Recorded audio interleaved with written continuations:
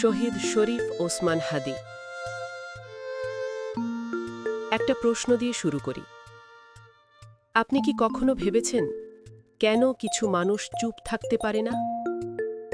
কেন তারা জানে এই পথ নিরাপদ না, তবু হাঁটে?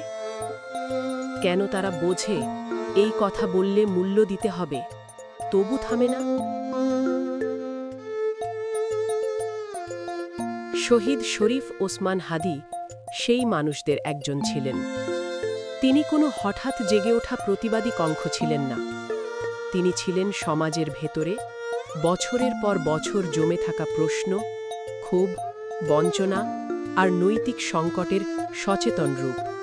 তার জন্ম ঝালকাঠির নলছিটির গ্রামীণ বাস্তবতায়, যেখানে মানুষ খুব কাছ থেকে দেখে রাষ্ট্র কিভাবে দূরে থাকে, ক্ষমতা কিভাবে অসহায়দের এড়িয়ে চলে, আর ন্যায় কিভাবে প্রতিদিন ছোট ছোট আপোষের ভেতর হারিয়ে যায়। এই বাস্তবতায় তাকে প্রথম শেখায় ন্যায় কোনো স্লোগান না, ন্যায় হলো অবস্থান।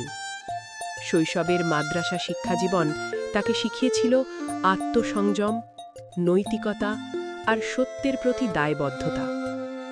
আর ঢাকা বিশ্ববিদ্যালয়ের রাষ্ট্রবিজ্ঞান বিভাগ তাকে চোখে আঙুল দিয়ে দেখায় রাষ্ট্র কিভাবে কাজ করে, ক্ষমতা কিভাবে ভয় তৈরি করে, আর জনগণের ভাষা কেড়ে নিয়ে শাসন কিভাবে টিকে থাকে।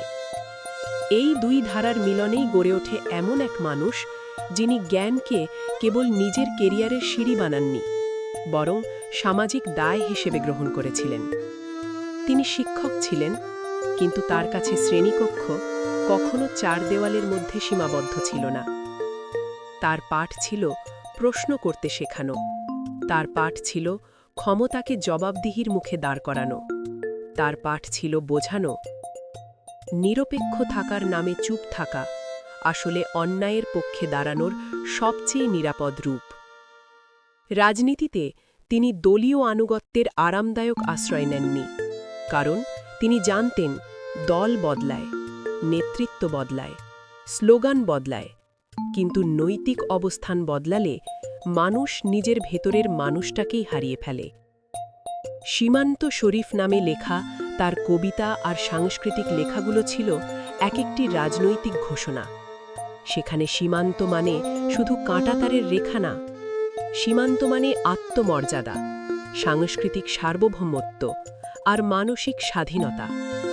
তার ভারতীয় আগ্রাসন বিরোধী অবস্থান আবেগী ঘৃণার ভাষা ছিল না, ছিল ইতিহাস, অর্থনীতি, পানি, সংস্কৃতি আর ভূরাজনীতির বাস্তব বিশ্লেষণ। এই কারণেই তিনি ক্ষমতাবানদের কাছে বিপজ্জনক আর সাধারণ মানুষের কাছে বিশ্বাসযোগ্য ছিলেন। এই ধারাবাহিক আদর্শিক সংগ্রামের স্বাভাবিক ফল হিসেবেই জন্ম নেয় ইনকিলাব মঞ্চ। এটা কোনো রাজনৈতিক দলের শাখা ছিল না, এটা ছিল ভয়, সুবিধাবাদ আর নীরবতার বিরুদ্ধে দাঁড়ানো একটি সাংস্কৃতিক রাজনৈতিক চেতনা।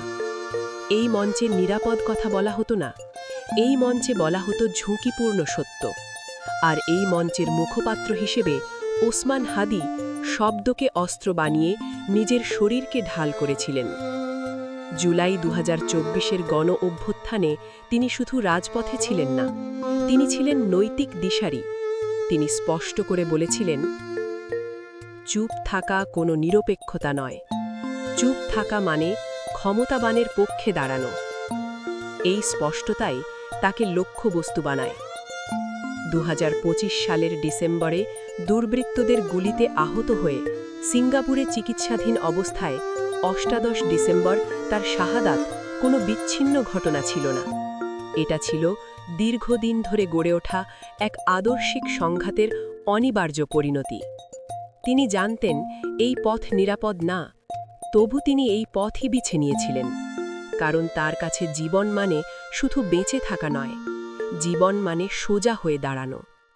তার শাহাদাতের পর দেশ জুড়ে যে শোক, ক্ষোভ আর প্রতিবাদের ঢেউ ওঠে, তা প্রমাণ করে ওসমান হাদি কোনো একক ব্যক্তি ছিলেন না, তিনি ছিলেন মানুষের সামষ্টিক বিবেক। আজও তিনি আমাদের প্রশ্ন করেন, আমরা কি স্বস্তির বিনিময়ে ন্যায়ের সঙ্গে আপোষ করব, নাকি ঝুঁকি নিয়ে সত্যের পাশে দাঁড়াব? তার নামে সেতু, কবিতা, পোস্টার স্লোগান এসব কোনো আনুষ্ঠানিকতা নয়। এসব হলো এই স্বীকারোক্তি যে আদর্শ কখনো কবরে যায় না। শহীদরা মাটির নিচে ঘুমায় না, তারা মানুষের ভেতরে বেঁচে থাকে, দায়িত্ব হয়ে, অস্বস্তি হয়ে আর সাহস হয়ে। শহীদ শরীফ ওসমান হাদি সেই সাহসের নাম, যে সাহস ভবিষ্যৎ প্রজন্মকে বলে যায় এই দেশ শুধু একটি মানচিত্র নয়, এই দেশ একটি নৈতিক অঙ্গীকার, আর সেই অঙ্গীকার রক্ষা করতে হলে কাউকে না কাউকে মূল্য দিতেই হয়।